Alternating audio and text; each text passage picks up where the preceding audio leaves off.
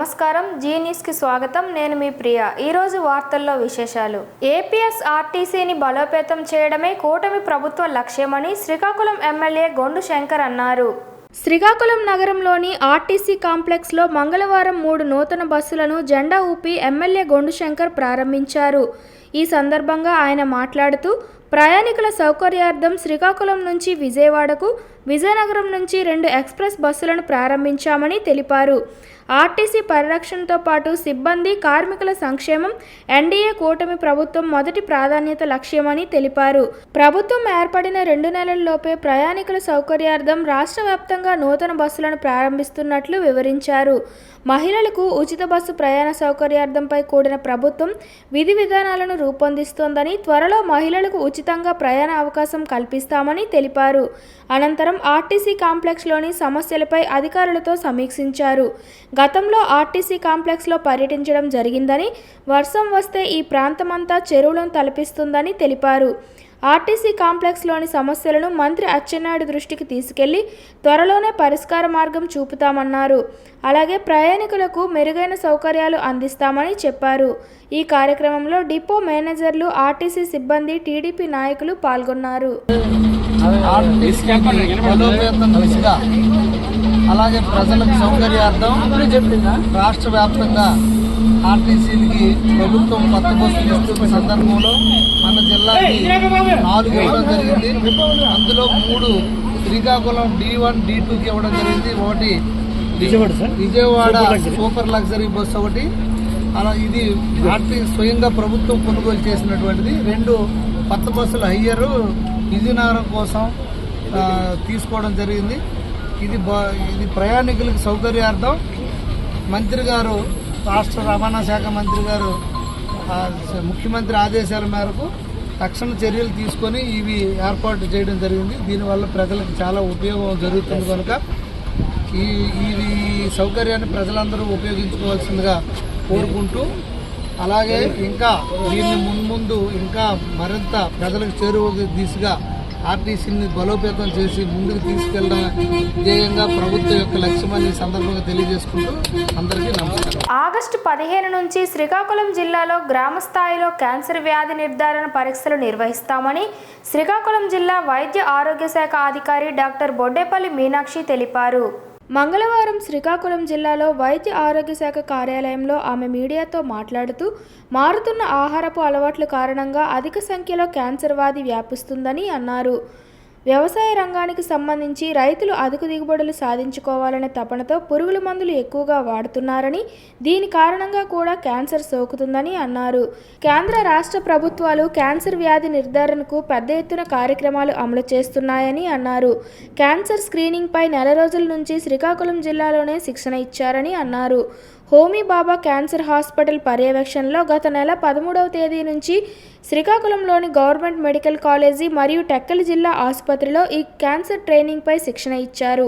జిల్లాలో ఉన్న medical college వైద్య నిపుణులు, సామాజిక వైద్య శాస్త్ర అధ్యాపకులు, గైనకాలజిస్ట్, డెంటల్ సర్జన్లు, రేడియాలజిస్ట్, సాధారణ సర్జన్లు, రేడియేషన్ ఆంకాలజిస్టులు, సర్జికల్ ఆంకాలజిస్టులు శిక్షణ ఇచ్చారు. జిల్లాలో ఉన్న అన్ని సామాజిక ఆరోగ్య కేంద్రాల్లో గల గైనకాలజిస్ట్, డెంటల్ సర్జన్లు జిల్లా టీం వారు శిక్షణ తీసుకున్నారు.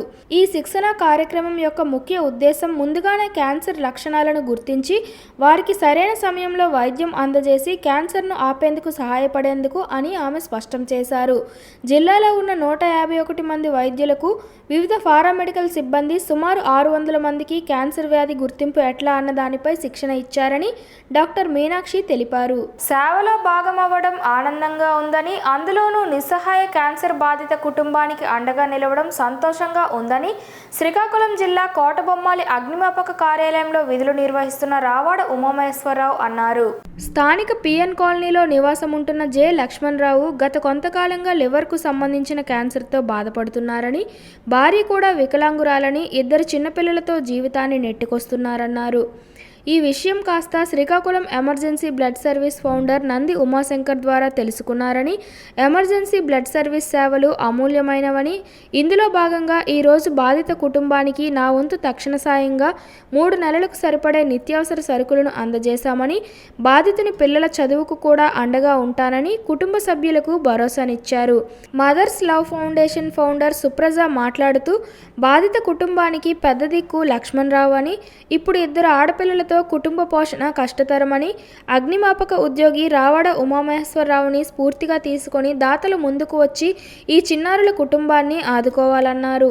అలాగే ఈ కార్యక్రమం ముఖ్య కారకులు నంది ఉమాశంకర్కు, దాత రావడ ఉమామహేశ్వరరావుకు బాధిత కుటుంబ సభ్యులు తెలిపారు. ఈ కార్యక్రమంలో నిత్య సేవకులు ఉర్లం శివతేజ, సిక్కోలు స్వచ్ఛంద సేవన్ సమితి అల్లాడ నవీన్, బాధిత కుటుంబ సభ్యులు, స్థానికులు పాల్గొన్నారు. మా సోదరుడైన ఉమాశంకర్ ఎమర్జెన్సీ బ్లడ్ సర్వీస్లో ఉద్యోగం చేస్తూ నిన్న ఉదయం 7 గంటలకి ఒక వీడియోని నాకు వాట్సాప్లో తెలియపరచడం అయింది. అది చూసి చాలా బాధ అనిపించింది. లక్ష్మణరావు అనే వ్యక్తి లివర్ ప్రాబ్లంతో ఆక్రస్థితిలో ఉన్నారు. దాంతోనట్టుగా క్యాన్సర్ కూడా అటాక్ అయ్యిందని డాక్టర్లు నిర్ధారించిన తర్వాత జెమ్స్ హాస్పిటల్ వారు కూడా చాలా హెల్ప్ చేశారు. ఆఖరి స్టేజ్లో మరి ఎటువంటి ట్రీట్మెంట్ కూడా జరగదు, ఇంటి దగ్గర ఉండే రెస్ట్ తీసుకోవాలని చెప్పారు డాక్టర్స్. ఇది చూసి వాళ్ళ కుటుంబ పరిస్థితి చూసి నాకు కొద్దిగా బాధ అనిపించి నాకు తగిన సాయం నేను చేశాను. దయచేసి ప్రతి ఒక్కరు కూడా వీళ్ళకి హెల్ప్ చేస్తారని మనస్ఫూర్తిగా కోరుకుంటున్నాను. నా పేరు రావడ ఉమామహేశ్వరరావు, ఫైర్ డిపార్ట్మెంట్లో ఉద్యోగం చేస్తాను. నేను మదర్స్ లవ్ ఫౌండేషన్లో వాలంటీర్ని.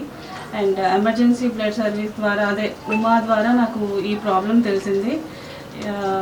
సార్ ఉమామహేశ్వరరావు గారు ఈరోజు జే లక్ష్మణరావు గారు క్యాన్సర్తో అండ్ లివర్ ప్రాబ్లంతో బాధపడుతున్నారు. అండ్ వాళ్ళకి 2 ఆడపిల్లలు ఉన్నారు, చిన్న పిల్లలు. ఇంకా వాళ్ళ ఆవిడ కూడా ఫిజికల్లీ హ్యాండిక్యాప్డ్ అండి, వాస్కులర్ ప్రాబ్లంతో ఇబ్బంది పడుతున్నారు. ఆవిడ ఎక్కడా వర్క్ చేయలేరు. సో అంటే ఈ ఫ్యామిలీ మొత్తం ఆవిడపైనే డిపెండ్ అయి ఉంది. అండ్ 2 పిల్లల్ని చూసుకోవాలి. సో తలో కొంత ఒక్కొక్కరు సహాయం చేస్తే వాళ్ళకి చాలా హెల్ప్ అవుతుంది. సో మీ అందరూ ముందుకు వచ్చి, అన్ని ఎన్జిఓస్ ముందుకు వచ్చి వాళ్ళకి హెల్ప్ చేయాలని కోరుకుంటున్నానండి. రక్తదాతలు నిజమైన హీరోలని, నిస్వార్థ సేవకులుగా ప్రాణాలు నిలిపే రక్తదాతలకు వందనాలని తెలుగుదేశం జిల్లా తెలుగు యువత అధ్యక్షులు మెండ దాసునాయుడు మంగళవారం అన్నారు. స్థానిక మిల్ జంక్షన్ హాయ్ బేకరీ అధినేత కనుగుల రాము, లక్ష్మీల గారాలపట్టి చర్విత జన్మదినం సందర్భంగా హాయ్ బేకరీ కుటుంబ సభ్యులతో పాటు సిబ్బంది స్వచ్ఛందంగా పాల్గొని రక్తపు సిరాను new Srikakulam blood bank manager doctor T Manikanta ఆధ్వర్యంలో అందించారు. ముఖ్య అతిథిగా పాల్గొన్న మెండ దాసునాయుడు మాట్లాడుతూ, హాయ్ బేకరీ కనుగుల రాము కుమార్తె చర్విత జన్మదినంలో భాగంగా ఒక స్వచ్ఛందమైన మనసుతో ఆలోచించి సమాజానికి మంచి చేయాలనే తపనతో రక్తదాన శిబిరాన్ని నిర్వహించడం హర్షణీయమని, అందరూ ఇలా ఆలోచిస్తే ప్రతి వేడుకల్లో రక్తదాతలుగా మారి రక్త కొరత లేని జిల్లాగా నిలుస్తుందనడంలో సందేహం లేదన్నారు. ఈ కార్యక్రమంలో చిన్నారి తల్లిదండ్రులు రాము, లక్ష్మి, కుమారుడు అనిల్, పెద్దనాన్న అప్పన్న, చిన్నారావు, కుటుంబ సభ్యులు, హాయ్ బేకరీ సిబ్బంది, రక్తదాత, new Srikakulam blood bank assistant manager K Venkataramana, doctor Metta Swarnalatha, సభ్యులు సతీష్, కె శివ, రమేష్ తదితరులు పాల్గొన్నారు.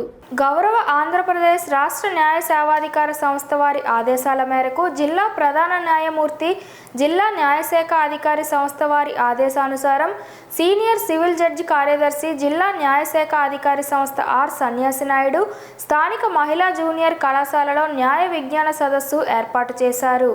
దీనిలో భాగంగా మానవులని అక్రమంగా తీసుకొని వెళ్ళి వారి అవసరాల నిమిత్తము ఇంటి పనులు చేయడానికి, అలాగే సమాజానికి కీడు చేయడానికి ఉపయోగిస్తుంటారని తెలిపారు. చిన్నపిల్లల్ని మెడికల్ పరంగా టెస్టులు చేయడానికి అక్రమంగా తీసుకొని వెళ్ళిపోతున్నారు. అయితే దీనిలో మహిళలే ఎక్కువగా మానవ అక్రమ రవాణాకి బాధితులు అవుతున్నారు. ఆడవాళ్ళని వ్యభిచార గృహాలకి అమ్మివేయడం చేస్తుంటారని తెలిపారు.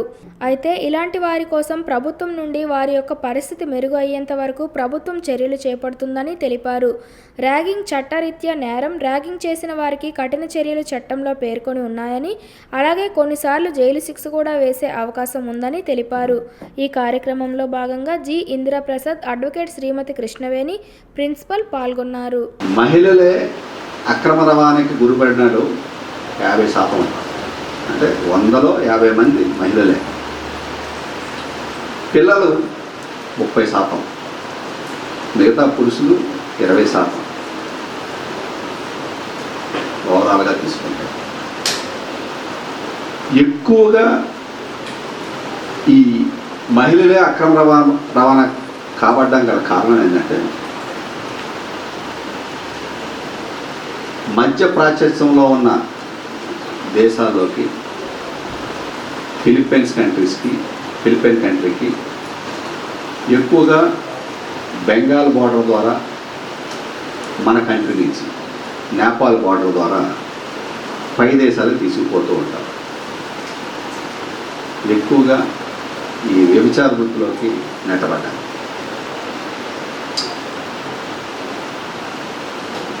ఇది కూడా వాళ్ళు ఏ రకంగా అట్రాక్ట్ చేస్తారంటే పరిచయస్తులతో ముందు అప్రోచ్ అవుతారు.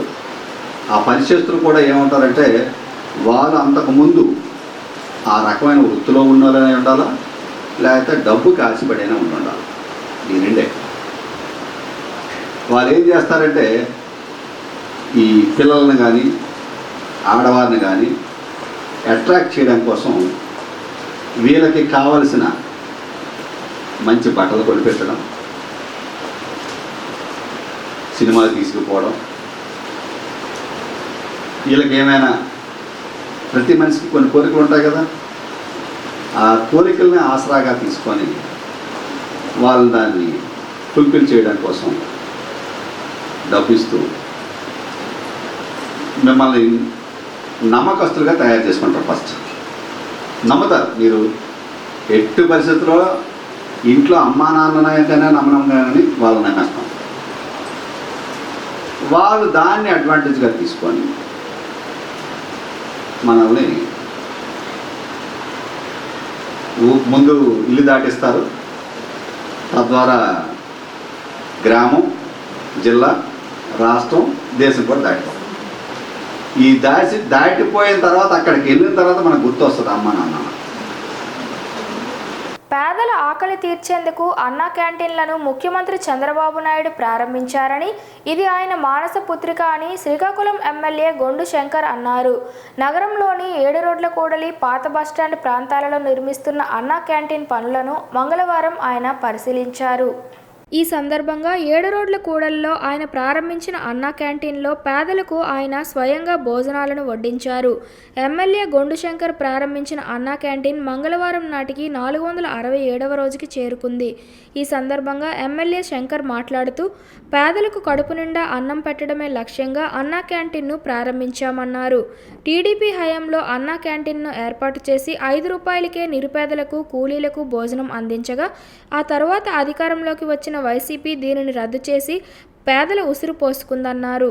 పేద బడుగు బలహీన వర్గాల పార్టీ తెలుగుదేశం పార్టీ అని, మరలా వారి కడుపు నింపేందుకు ముఖ్యమంత్రి చంద్రబాబు నాయుడు త్వరలోనే అన్నా క్యాంటీన్లను ప్రారంభిస్తారన్నారు. అన్నా క్యాంటీన్ల ద్వారా ప్రతిరోజు జిల్లాలో వేలాది మంది కడుపు నింపుకునేవారన్నారు. అన్నా క్యాంటీన్ పనులను ఎమ్మెల్యే గొండు శంకర్తో పాటు ఇన్ఛార్జ్ కమిషనర్ చల్లా ఓబ్లేసు, ఇంజనీరింగ్ అధికారులు పరిశీలించారు.